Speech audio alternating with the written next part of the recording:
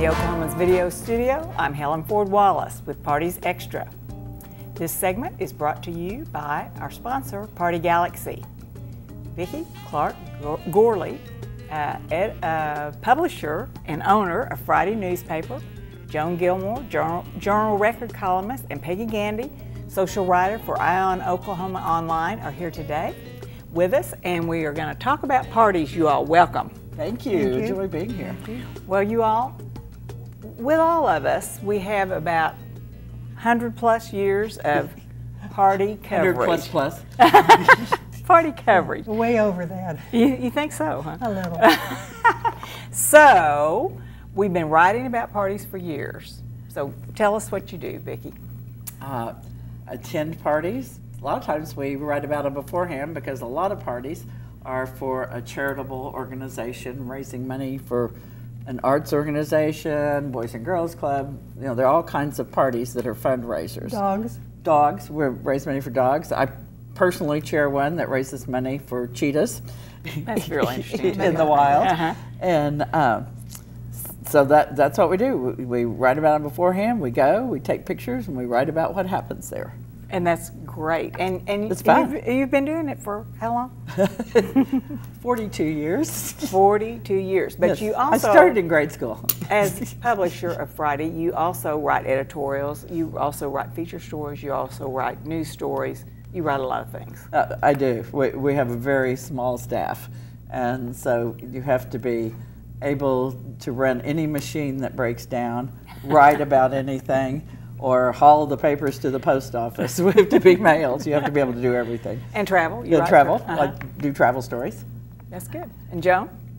I write a column every day. Every day? Every day, 5 days a week for the Journal Record, the daily business newspaper. And I go to a lot of parties, and where does that fit into business? I write who sponsors them. The businesses and that kind of thing. But I get to go and have fun. And mostly they are pretty nice. And I've done it since a long time. Well, and you and Peggy both have written for the Oklahoman. Yes. For years, yes, both of you. Yes. So I did 26 years at the Oklahoman and going on 20 for the Journal Record. 20? Yeah, I think so. And that's Peggy? what they tell me. Well, I've recently retired from the Oklahoman. I wrote a social column for 40 years for the Oklahoman, and I'm writing now some for Ion Oklahoma, but you know, it's just a fun thing, just a humor column, not anything set in stone by any means. You have some party information in there. But, you know, I'm enjoying retirement, so to speak, but golly, it's nice to be here in this beautiful building today. Oh, I'm so glad you got this really is spectacular. It's a good bit. It's wonderful. Well, and for me, in 1978, I started writing about parties for the Oklahoman, but started also in 1957 as a teenage correspondent. So I've been with the Oklahoma for a while, and they've let me write about whatever kind of obits, you know, whatever I want to write. I'm fortunate in that way at the Journal Record. I have written some obits. I'm happy to have a social column in on Sunday, so I do that, and I this Parties Extra webcast, and I'm a web editor too. So I kind of do a few things too. But I really haven't taken all the newspapers to the post office yet. Well, but this is a newspaper business. Are they paying you well? Oh, yes. We're all living extravagantly in our old age. And do you think that we are a dying breed? Is there anybody coming out that will continue these columns? It's going to be different. That's a good question. But if you look at Metropolitan Opera Playbill, Vogue magazine, any of the specialty magazines, they do it a little differently than we do, but they have a little write-up about the party, and then they have all these little bitty pictures and there's a lot of it. It's still going on. It sure is. Okay, tell me the names of your columns too. I want that. Mine's called In My Opinion. Mine is called Looking Around. No. Around town. But the one I wrote the other day was around Columbus Zoo. Because I also got to do that. And see the cheetahs. And see the cheetah. And Peggy? Oh, this little one there is in my space. In my space. Okay, that's awesome. Vicki, you're a pretty good photographer too. So how did you? I mean, how do you know how to take pictures? That's a pretty funny story. When I went to work for Friday 2 weeks after Leland Gourley started it, and the dark room was a bathroom in the hall. We were in a building over on 28th Street, and they showed me the thing of Tri-X, the reels that you fed the film onto, the canister, and so I would go out and take pictures. We still used film then, it wasn't digital, and they were all black and white, and then I'd have to come back and get in that dark room, in the dark, and get the film out of the camera and load it on those reels, and you finally got it in a can and you could turn the light on to put the chemicals on. But sometimes I was longer in the dark room trying to get it loaded on the reels than I was actually attending the party and taking the pictures. Oh my gosh! Well, you really are good. You're good. Thank you. Thank you. And you've taken pictures for years. Yeah, Oh, you camera 42 years, yes. goes But it's with so you. wonderful that it's digital now and we can just And how many zip people through. have said, Vicki, send me a copy? quite a few, quite a few. And they have. Joan, I don't think you've missed a party in years. Any favorites? I kind of like the Renaissance ball that the Art Museum does. It's one of the few that really decorate and have a theme, and I'm very fond of the Art Museum as a nonprofit. So that's fun. Doing them early on was kind of a hard thing for me because I'm from somewhere else. And one time I went out to do a Deb party and I heard the music. I couldn't find it on the street. You know, Nichols Hills isn't easy to find anything. So I went to this party and I was there for, you know, half an hour, and finally I said, "Where is Betsy, the honor?" And she said, "Who?" I was at the wrong Deb party. It was three doors down. Oh my gosh. How about you, Peggy? Any favorites? Well, I love the really formal ones, and Renaissance is one of them. And I love the flowers as well as the people. And the Deb balls, always gorgeous. Jim Valiant does such a beautiful job with those every year. It's you know, awesome just to see the flowers. So I like all of them, really. But they started Renaissance, and it was for the Oklahoma Museum of Art, and it was in the Buttram Mansion, and it was outdoors. It was candlelight and strung lights, and between those cedar trees that ran down that walk to the Fountain of the Muses. Beautiful.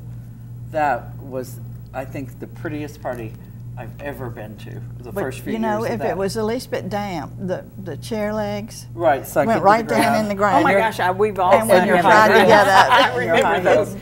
There were problems, but that was probably Joan the went most over beautiful in a party. chair one time. I I went over in remember a chair one that. time. I don't think it was the first party that Jim did in the dark, behind the bushes. But it was elegant. So it was elegant. Is that your favorite? Yes, yes. I think See, it I was. had a favorite when Larry Nichols was king of the Beaux-Arts Ball, and their party was all lights too. And they lighted the ice cubes, they lighted the tables, they lighted the chairs, the dance floor. Lights were everywhere. Those Very lights, contemporary. I kind of like and that. Lovely. And we got those, wasn't that where we got the rings? that Yes, flashed? everything was flashing around there. It was kind of cool. LED lights were new then. So, what do you all wear to these parties? Well, I always wear something black now. One year, probably got it on sale, but I got this Bill Blast long formal from Bayette's, and it was navy blue with white polka dots. Oh, I love that dress. And about the third time I wore it, one friend said to me, "You sure have gotten a lot of good out of that dress, haven't you?" So I noticed if you always wear black, nobody notices if you have on the same one again. Well, that's true. That's true. Well, I started at the Oklahoman for $45 a week, and I wasn't making much more than that when I started writing social stuff. So I didn't have any dresses like that. But the buyer at Rothschild's said, "I've got an outfit for you if you want to wear it." And so I said, "Okay, I'll do that." Well, it turned out I was the first person to wear a pants outfit to the Beaux-Arts ball. Oh my gosh. That was But I looked lovely. revolutionary, probably. Peggy? A lot of black and white. I started off wearing strapless, and then I wore the little short sleeves, then the long sleeves, and then turtleneck by the time I retired last year. So I've got them all. Our salaries do not cover a great deal of plastic surgery, so we just have to keep covering up more. Well, have you all seen any changes to what other people wear? Oh, yes. Yeah. What are they wearing Yes. now as opposed to what they used to wear? Well, especially the younger ones. I mean, their dresses are so short that they can't sit down. They have all these stand-up They cocktail are short. height tables, so nobody has to sit down, which is really tough on those of us who are older. But, I mean, their dresses are so short they couldn't possibly sit down in them. And they all have those gorgeous Taylor Swift legs, and I don't blame them. I'm just jealous. You know, but And that's high a big change. heels. And high Yes. heels, yes. There are not very many, I think, that really go in for the long evening gowns. They drifted from evening gowns with jackets, dinner jackets for women, because that was the way you did it, and then they got barer and barer. And now mostly 80% of the women wear cocktail dresses instead of long dresses if it's a black tie party. And any trends in flowers, any trends in the foods you all have seen? Parties have gotten bigger and bigger, and it's more, especially at the National Cowboy Museum, places like that don't have their own kitchens, and so food has to be prepared somewhere, brought in, kept in warming trays, and because they're feeding 800 people or something. It used to be when the parties were quite a bit smaller and at the country club, and they weren't having to serve so many people. I think the food was more elegant. I think so too. Now it seems to me they're looking for a pretty plate, you know, that's a big looks plate good. and it's got 3 things in the middle of it. Or it's something really healthy, like kale. I mean, especially If the food is not different, mostly there's always beef and a fish of some sort, or chicken and a fish. good something like that. desserts, though. Oh, the desserts. Any favorites? Well, I wanted, talking about the food, the most bizarre thing that ever happened to me was at one of the formal events at Oklahoma City Golf. I think it was rosemary was the garnish. And one of the ladies at the table said, "Do you know how expensive this is?" And she collected it off of everybody's plate, put it in an evening purse, and took it home with her. I never have forgotten that. That's a good story. I imagine we all have good stories like that. I know a lady who takes beef home to her dogs. Oh, dear.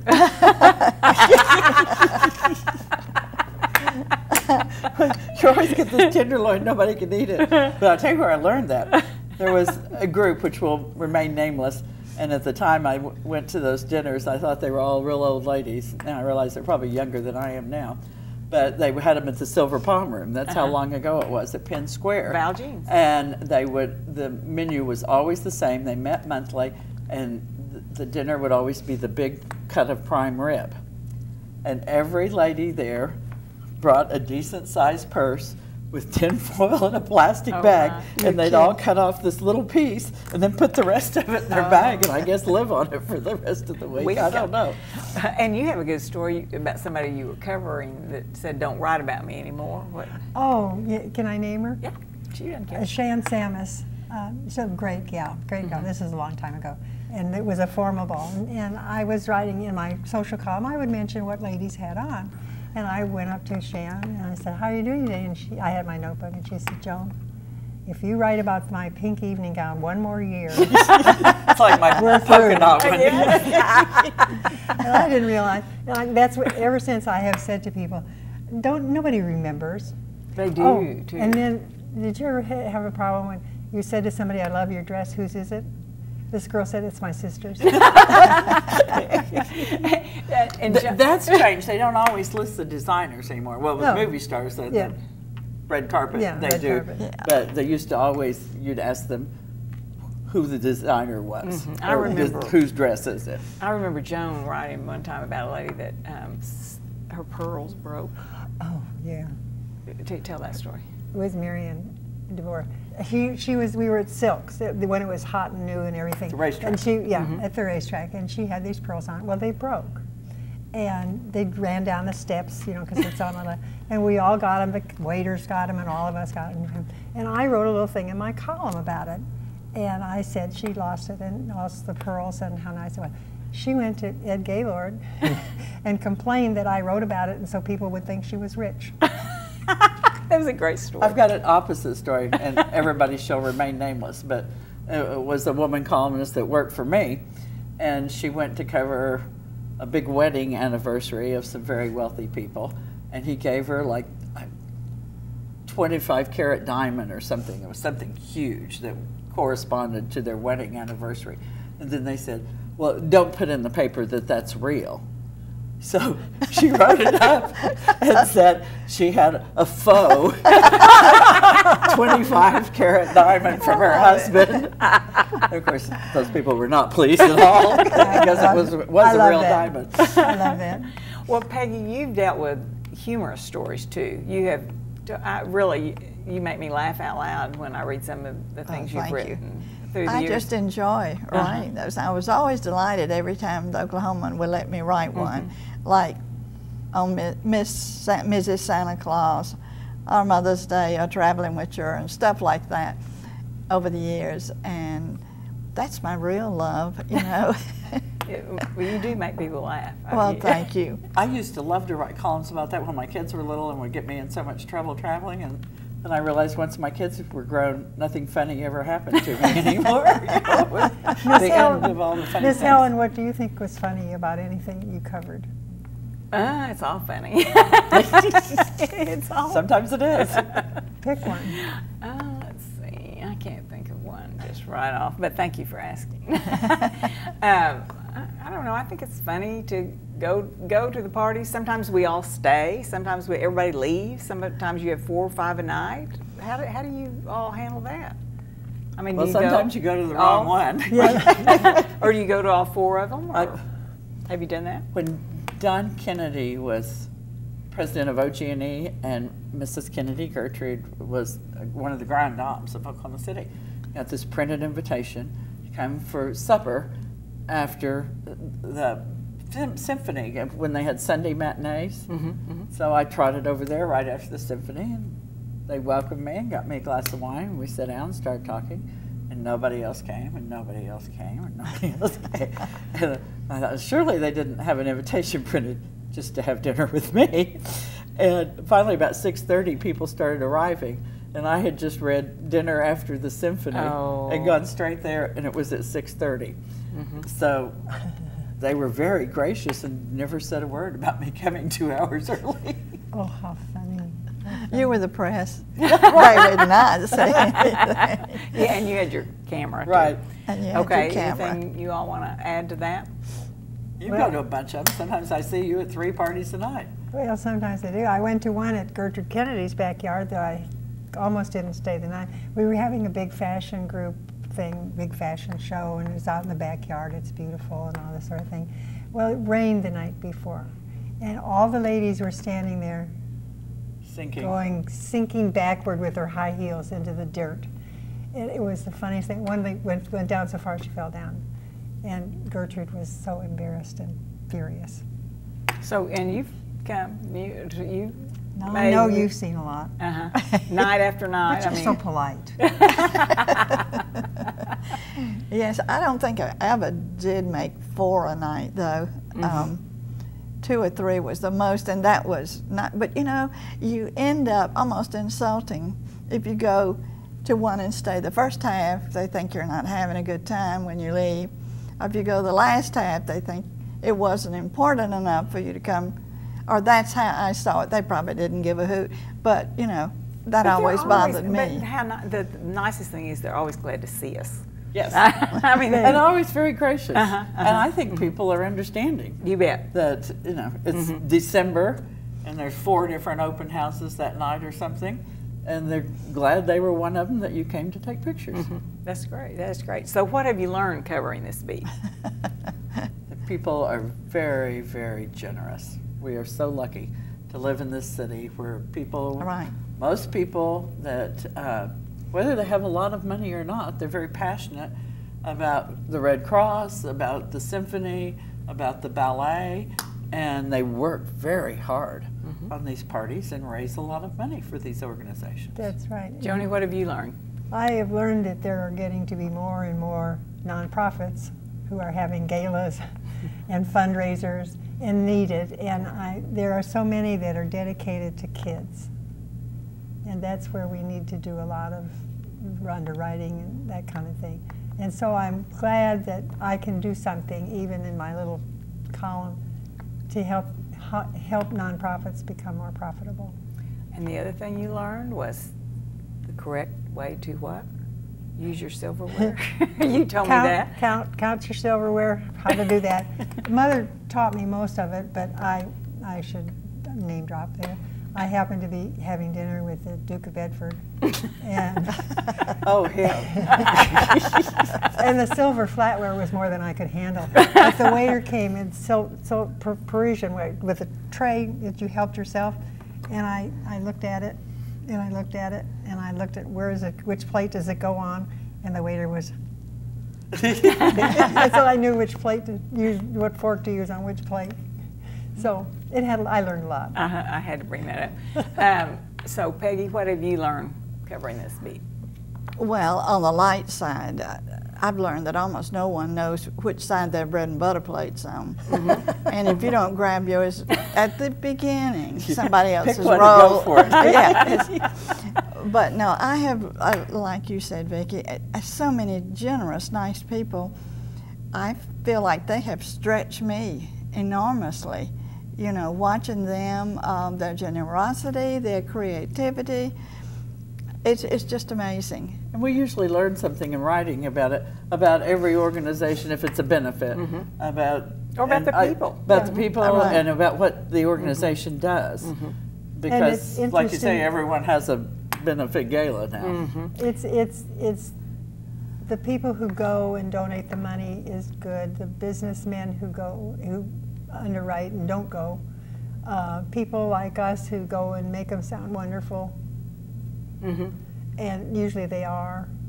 And then there are people who donate, like Jim Valian used to donate the flowers when he was doing the medical center's College of Medicine dinner. They donate in hidden ways that you don't realize unless you're in the business like we are. Right. That's right. And I learned that you should always know the host's name, know who they are. Really good idea. And you also need to learn how to balance your camera, your recorder, your plate, I mean, it's hard. Oh, and I used to have a cigarette. Camera and a cigarette, and I don't know what else do you have. Pencil, paper sometimes. Yeah. That's kind of hard to do. How have you all done that? I usually drop that. I drink only white wine at cocktail parties because sooner or later I'll start talking with my hands or somebody will jostle me and I'll spill it. And I really like red wine, but I hate spilling it on people. I quit taking pictures because it was too much trouble. I didn't want to carry a big enough purse, and I wear I don't buy any pants, slacks without pockets. Well, that's good. And very small notebooks and pens. Got it made. Well, I was fortunate enough to have David Fating always there to take pictures, who was such a nice young man, is a nice young man, and a joy to work with. So I didn't have to balance a camera ever, which is a good thing, because just a glass of wine and a little notebook, you know, Joan and I are really talented, you too, because we take cameras. So you all, has it been fun or is it work? Fun. Fun. Work is when you have to go into the office next day, pick the pictures, write the story, and do the layouts. The party going is fun, and it's fun writing about it coming up, just to hear what they're going to do, and then you go and see what they did, and you're so glad when it turns out well. It's fun because it's good. So that's kind of unanimous. It's all just fun. It is. Oh, It's been fun. All the parties. You couldn't stay doing this for all these years that all of us have. If you didn't enjoy it, if you were someone that didn't enjoy it. Now that we have the boathouse and we have all these wonderful fabulous venues. Yes. Yeah.